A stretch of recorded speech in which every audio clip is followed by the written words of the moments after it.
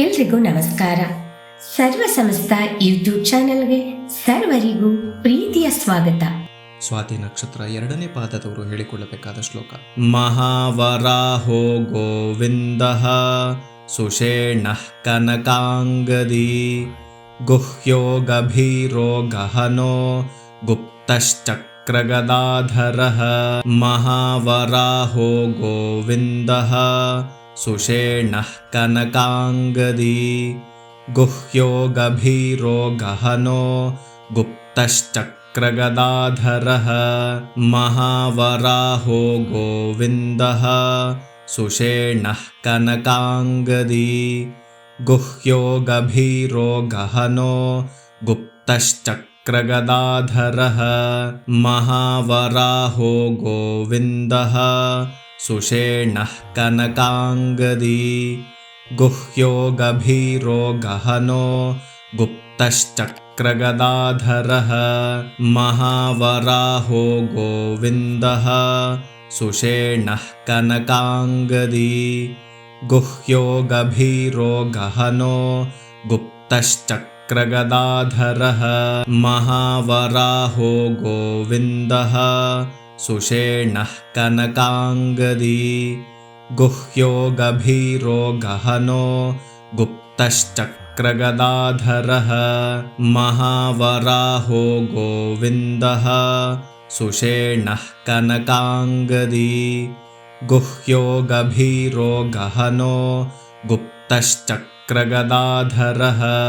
ಮಹಾವರಾಹೋ ಗೋವಿಂದಃ ಸುಷೇಣಃ ಕನಕಾಂಗದಿ ಗುಹ್ಯೋ ಗಭೀರೋ ಗಹನೋ ಗುಪ್ತಶ್ಚಕ್ರಗದಾಧರಃ. ಮಹಾವರಾಹೋ ಗೋವಿಂದಃ ಸುಷೇಣಃ ಕನಕಾಂಗದಿ ಗುಹ್ಯೋ ಗಭೀರೋ ಗಹನೋ ಗುಪ್ತಶ್ಚಕ್ರಗದಾಧರಃ. ಮಹಾವರಾಹೋ ಗೋವಿಂದಃ ಸುಷೇಣಃ ಕನಕಾಂಗದಿ ಗುಹ್ಯೋ ಗಭೀರೋ ಗಹನೋ ಗುಪ್ತಶ್ಚಕ್ರಗದಾಧರಃ. ಮಹಾವರಾಹೋ ಗೋವಿಂದಃ ಸುಷೇಣಃ ಕನಕಾಂಗದಿ ಗುಹ್ಯೋ ಗಭೀರೋ ಗಹನೋ ಗುಪ್ತಶ್ಚಕ್ರಗದಾಧರಃ. ಮಹಾವರಾಹೋ ಗೋವಿಂದಃ ಸುಷೇಣಃ ಕನಕಾಂಗದಿ ಗುಹ್ಯೋ ಗಭೀರೋ ಗಹನೋ ಗುಪ್ತಶ್ಚಕ್ರಗದಾಧರಃ. ಮಹಾವರಾಹೋ ಗೋವಿಂದಃ ಸುಷೇಣಃ ಕನಕಾಂಗದಿ ಗುಹ್ಯೋ ಗಭೀರೋ ಗಹನೋ ಗುಪ್ತಶ್ಚಕ್ರಗದಾಧರಃ. ಮಹಾವರಾಹೋ ಗೋವಿಂದಃ ಸುಷೇಣಃ ಕನಕಾಂಗದಿ ಗುಹ್ಯೋ ಗಭೀರೋ ಗಹನೋ ಗುಪ್ತಶ್ಚಕ್ರಗದಾಧರಃ.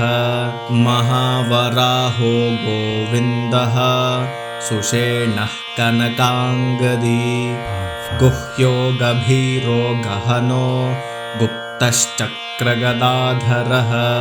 ಮಹಾವರಾಹೋ ಗೋವಿಂದಃ ಸುಷೇಣಃ ಕನಕಾಂಗದಿ ಗುಹ್ಯೋ ಗಭೀರೋ ಗಹನೋ ಗುಪ್ತಶ್ಚಕ್ರಗದಾಧರಃ. ಮಹಾವರಾಹೋ ಗೋವಿಂದಃ ಸುಷೇಣಃ ಕನಕಾಂಗದಿ ಗುಹ್ಯೋ ಗಭೀರೋ ಗಹನೋ ಗುಪ್ತಶ್ಚಕ್ರಗದಾಧರಃ. ಮಹಾವರಾಹೋ ಗೋವಿಂದಃ ಸುಷೇಣಃ ಕನಕಾಂಗದಿ ಗುಹ್ಯೋ ಗಭೀರೋ ಗಹನೋ ಗುಪ್ತಶ್ಚಕ್ರಗದಾಧರಃ. ಮಹಾವರಾಹೋ ಗೋವಿಂದಃ ಸುಷೇಣಃ ಕನಕಾಂಗದಿ ಗುಹ್ಯೋ ಗಭೀರೋ ಗಹನೋ ಗುಪ್ತಶ್ಚಕ್ರಗದಾಧರಃ. ಮಹಾವರಾಹೋ ಗೋವಿಂದಃ ಸುಷೇಣಃ ಕನಕಾಂಗದಿ ಗುಹ್ಯೋ ಗಭೀರೋ ಗಹನೋ ಗುಪ್ತಶ್ಚಕ್ರಗದಾಧರಃ. ಮಹಾವರಾಹೋ ಗೋವಿಂದಃ ಸುಷೇಣಃ ಕನಕಾಂಗದಿ ಗುಹ್ಯೋ ಗಭೀರೋ ಗಹನೋ ಗುಪ್ತಶ್ಚಕ್ರಗದಾಧರಃ. तश्चक्रगदाधरः महावराहो गोविन्दः सुषेणः कनकाङ्गदी गुह्यो गभीरो गहनो गुप्तश्चक्रगदाधरः महावराहो गोविन्दः सुषेणः कनकाङ्गदी गुह्यो गभीरो गहनो गुप्तश्चक्रगदाधरः महावराहो गोविन्दः सुषेणः कनकाङ्गदी गुह्यो गभीरो गहनो गुप्तश्चक्रगदाधरः महावराहो गोविन्दः सुषेणः कनकाङ्गदी गुह्यो गभीरो गहनो गुप्तश्चक्रगदाधरः महावराहो गोविन्दः सुषेणः कनकाङ्गदी गुह्यो गभीरो गहनो गुप्तश्चक्रगदाधरः महावराहो गोविन्दः सुषेणः कनकाङ्गदी गुह्यो गभीरो गहनो गुप्तश्चक्रगदाधरः महावराहो गोविन्दः सुषेणः कनकाङ्गदी गुह्यो गभीरो गहनो गुप्तश्चक्रगदाधरः महावराहो गोविन्दः सुषेणः कनकाङ्गदी गुह्यो गभीरो गहनो गुप्तश्चक्रगदाधरः महावराहो गोविन्दः सुषेणः कनकाङ्गदी गुह्यो गभीरो गहनो गुप्तश्चक्रगदाधरः महावराहो गोविन्दः सुषेणः कनकाङ्गदी गुह्यो गभीरो गहनो गुप्तश्चक्रगदाधरः महावराहो गोविन्दः सुषेणः कनकाङ्गदी गुह्यो गभीरो गहनो गुप्तश्चक्रगदाधरः महावराहो गोविन्दः सुषेणः कनकाङ्गदी गुह्यो गभीरो गहनो गुप्तश्चक्रगदाधरः महावराहो गोविन्दः सुषेणः कनकाङ्गदी गुह्यो गभीरो गहनो गुप्तश्चक्रगदाधरः महावराहो गोविन्दः सुषेणः कनकाङ्गदी गुह्यो गभीरो गहनो गुप्तश्चक्रगदाधरः महावराहो गोविन्दः सुषेणः कनकाङ्गदी गुह्यो गभीरो गहनो गुप्तश्चक्रगदाधरः महावराहो गोविन्दः सुषेणः कनकाङ्गदी गुह्यो गभीरो गहनो गुप्तश्चक्रगदाधरः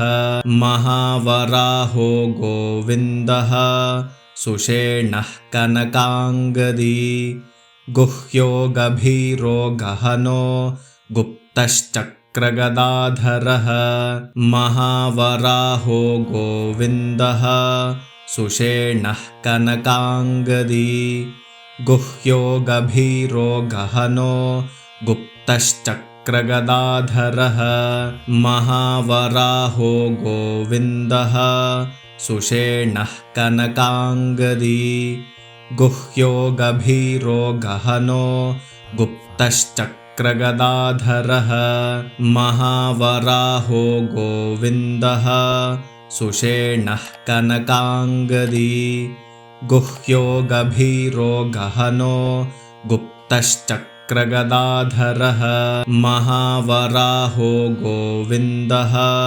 सुषेणः कनकाङ्गदी गुह्यो गभीरो गहनो गुप्तश्चक्रगदाधरः महावराहो गोविन्दः सुषेणः कनकाङ्गदी गुह्यो गभीरो गहनो गुप्तश्चक्रगदाधरः महावराहो गोविन्दः सुषेणः कनकाङ्गदी गुह्यो गभीरो गहनो गुप्तश्चक्रगदाधरः महावराहो गोविन्दः सुषेणः कनकाङ्गदी गुह्यो गभीरो गहनो गुप्तश्चक्रगदाधरः महावराहो गोविन्दः सुषेणः कनकाङ्गदी गुह्यो गभीरो गहनो गुप्तश्चक्रगदाधरः महावराहो गोविन्दः सुषेणः कनकाङ्गदी गुह्यो गभीरो गहनो गुप्तश्चक्रगदाधरः महावराहो गोविन्दः सुषेणः कनकाङ्गदी गुह्यो गभीरो गहनो गुप्तश्चक्रगदाधरः महावराहो गोविन्दः सुषेणः कनकाङ्गदी गुह्यो गभीरो गहनो गुप्तश्चक्रगदाधरः महावराहो गोविन्दः सुषेणः कनकाङ्गदी गुह्यो गभीरो गहनो गुप्तश्चक्रगदाधरः महावराहो गोविन्दः सुषेणः कनकाङ्गदी गुह्यो गभीरो गहनो गुप्तश्चक्रगदाधरः महावराहो गोविन्दः सुषेणः कनकाङ्गदी गुह्यो गभीरो गहनो गुप्तश्चक्रगदाधरः महावराहो गोविन्दः सुषेणः कनकाङ्गदी गुह्यो गभीरो गहनो गुप्तश्चक्रगदाधरः महावराहो गोविन्दः सुषेणः कनकाङ्गदी गुह्यो गभीरो गहनो गुप्तश्चक्रगदाधरः महावराहो गोविन्दः सुषेणः कनकाङ्गदी गुह्यो गभीरो गहनो गुप्तश्चक्रगदाधरः महावराहो गोविन्दः सुषेणः कनकाङ्गदी गुह्यो गभीरो गहनो गुप्तश्चक्रगदाधरः महावराहो गोविन्दः सुषेणः कनकाङ्गदी गुह्यो गभीरो गहनो गुप्तश्चक्रगदाधरः महावराहो गोविन्दः सुषेणः कनकाङ्गदी गुह्यो गभीरो गहनो गुप्तश्चक्रगदाधरः महावराहो गोविन्दः सुषेणः कनकाङ्गदी गुह्यो गभीरो गहनो गुप्तश्चक्रगदाधरः महावराहो गोविन्दः सुषेणः कनकाङ्गदी गुह्यो गभीरो गहनो गुप्तश्चक्रगदाधरः महावराहो गोविन्दः सुषेणः कनकाङ्गदी गुह्यो गभीरो गहनो गुप्तश्चक्रगदाधरः महावराहो गोविन्दः सुषेणः कनकाङ्गदी गुह्यो गभीरो गहनो गुप्तश्चक्रगदाधरः महावराहो गोविन्दः सुषेणः कनकाङ्गदी गुह्यो गभीरो गहनो गुप्तश्चक्रगदाधरः महावराहो गोविन्दः सुषेणः कनकाङ्गदी गुह्यो गभीरो गहनो गुप्तश्चक्रगदाधरः तश्चक्रगदाधरः महावराहो गोविन्दः सुषेणः कनकाङ्गदी गुह्यो गभीरो गहनो गुप्तश्चक्रगदाधरः महावराहो गोविन्दः सुषेणः कनकाङ्गदी गुह्यो गभीरो गहनो गुप्तश्चक्रगदाधरः महावराहो गोविन्दः सुषेणः कनकाङ्गदी गुह्यो गभीरो गहनो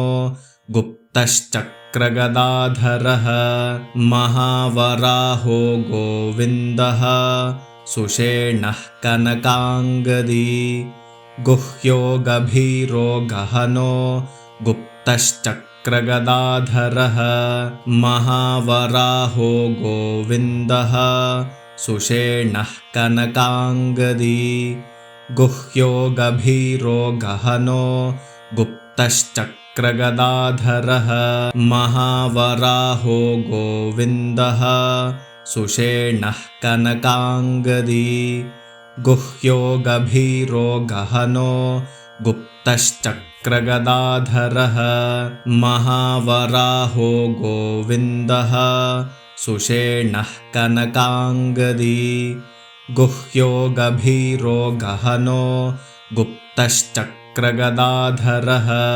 महावराहो गोविन्दः सुषेणः कनकाङ्गदी गुह्यो गभीरो गहनो गुप्तश्चक्रगदाधरः महावराहो गोविन्दः सुषेणः कनकाङ्गदी गुह्यो गभीरो गहनो गुप्तश्चक्रगदाधरः महावराहो गोविन्दः सुषेणः कनकाङ्गदी गुह्यो गभीरो गहनो गुप्तश्चक्रगदाधरः महावराहो गोविन्दः सुषेणः कनकाङ्गदी गुह्यो गभीरो गहनो गुप्तश्चक्रगदाधरः महावराहो गोविन्दः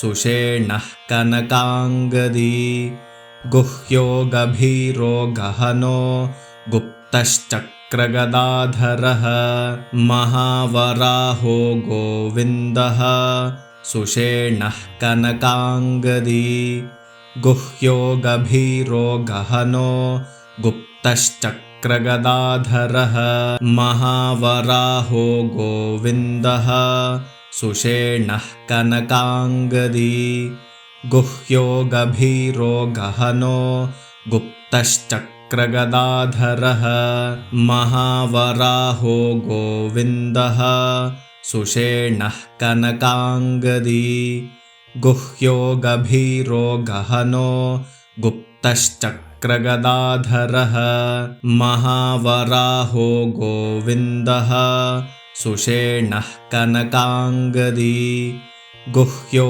गभीरो गहनो गुप्तश्चक्रगदाधरः महावराहो गोविन्दः सुषेणः कनकाङ्गदी गुह्यो गभीरो गहनो गुप्तश्चक्रगदाधरः महावराहो गोविन्दः सुषेणः कनकाङ्गदी गुह्यो गभीरो गहनो गुप्तश्चक्रगदाधरः महावराहो गोविन्दः सुषेणः कनकाङ्गदी गुह्यो गभीरो गहनो गुप्तश्चक्रगदाधरः महावराहो गोविन्दः सुषेणः कनकाङ्गदी गुह्यो गभीरो गहनो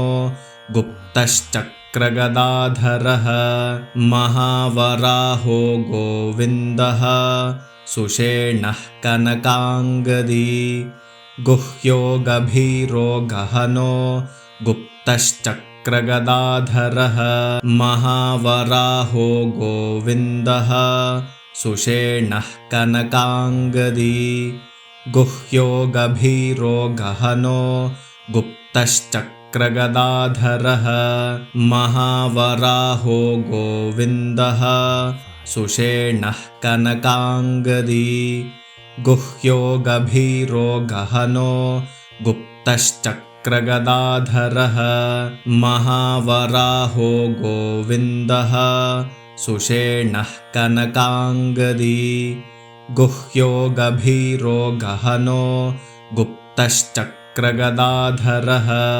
महावराहो गोविन्दः सुषेणः कनकाङ्गदी गुह्यो गभीरो गहनो गुप्तश्चक्रगदाधरः महावराहो गोविन्दः सुषेणः कनकाङ्गदी गुह्यो गभीरो गहनो गुप्तश्चक्रगदाधरः महावराहो गोविन्दः सुषेणः कनकाङ्गदी गुह्यो गभीरो गहनो गुप्तश्चक्रगदाधरः महावराहो गोविन्दः सुषेणः कनकाङ्गदी गुह्यो गभीरो गहनो गुप्तश्चक्रगदाधरः महावराहो गोविन्दः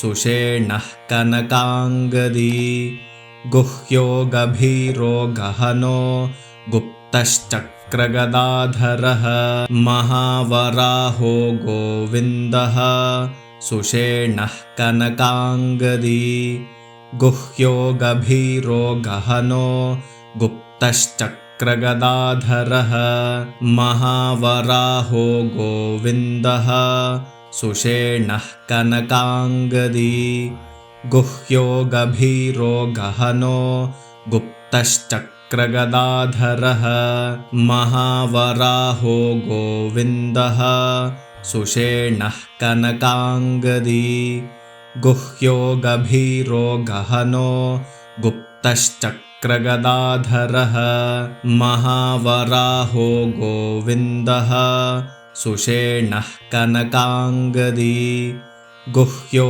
गभीरो गहनो गुप्तश्चक्रगदाधरः महावराहो गोविन्दः सुषेणः कनकाङ्गदी गुह्यो गभीरो गहनो गुप्तश्चक्रगदाधरः महावराहो गोविन्दः सुषेणः कनकाङ्गदी गुह्यो गभीरो गहनो गुप्तश्चक्रगदाधरः महावराहो गोविन्दः सुषेणः कनकाङ्गदी गुह्यो गभीरो गहनो गुप्तश्चक्रगदाधरः महावराहो गोविन्दः सुषेणः कनकाङ्गदी गुह्यो गभीरो गहनो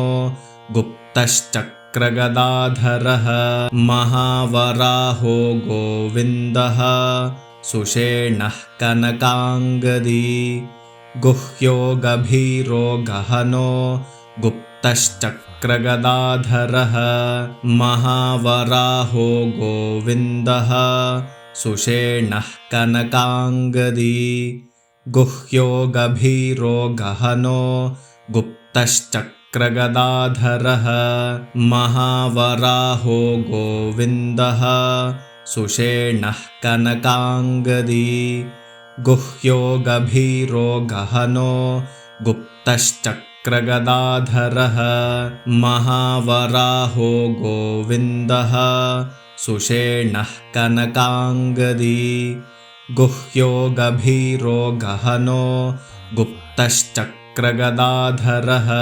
महावराहो गोविन्दः सुषेणः कनकाङ्गदी गुह्यो गभीरो गहनो गुप्तश्चक्रगदाधरः महावराहो गोविन्दः सुषेणः कनकाङ्गदी गुह्यो गभीरो गहनो गुप्तश्चक्रगदाधरः चक्रगदाधरः महावराहो गोविन्दः सुषेणः कनकाङ्गदी गुह्यो गभीरो गहनो गुप्तश्चक्रगदाधरः महावराहो गोविन्दः सुषेणः कनकाङ्गदी गुह्यो गभीरो गहनो गुप्तश्चक्रगदाधरः महावराहो गोविन्दः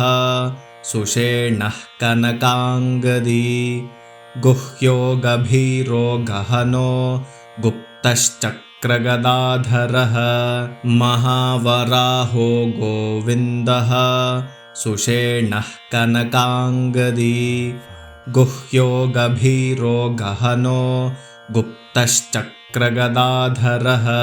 ಈ ಎಲ್ಲಾ ಶ್ಲೋಕಗಳನ್ನು ದಿನನಿತ್ಯ ಅಭ್ಯಾಸ ಮಾಡುತ್ತಾ ನಿಮ್ಮ ಬಂಧು ಬಾಂಧವರೊಂದಿಗೆ ಈ ವಿಡಿಯೋನ ಹಂಚಿಕೊಳ್ಳಿ. ಈ ವಿಡಿಯೋನ ನೋಡ್ತಾ ಇರುವಂತ ಎಲ್ಲರೂ ದಯವಿಟ್ಟು ಲೈಕ್ ಮಾಡಿ, ಶೇರ್ ಮಾಡಿ, ಕಮೆಂಟ್ ಮಾಡಿ. ಹೊಸದಾಗಿ ನೋಡ್ತಾ ಇದ್ರೆ ದಯವಿಟ್ಟು ಸಬ್ಸ್ಕ್ರೈಬ್ನ ಮಾಡ್ಕೊಳ್ಳಿ. ಧನ್ಯವಾದಗಳು. ನಮಸ್ಕಾರ. ಸರ್ವೇ ಜನಾಃ ಸುಖಿನೋ ಭವಂತು. ಸಮಸ್ತ ಸನ್ಮಂಗಳಾನಿ ಭವಂತು.